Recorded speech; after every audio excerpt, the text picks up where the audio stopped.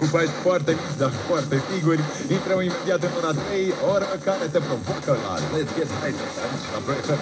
Am aflat între timp de pe Digi24, poți să intri și tu, dacă vrei să vezi știrea completă. O femeie din statul mare a câștigat marele premiu la un consum de produs Palincă.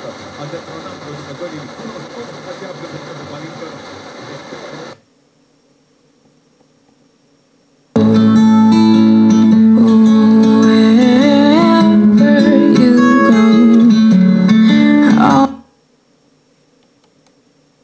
Homeopate.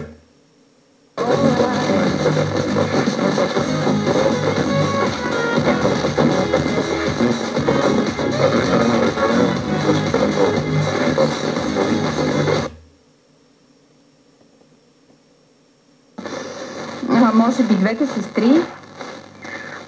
Няма лесна роля. Всяка роля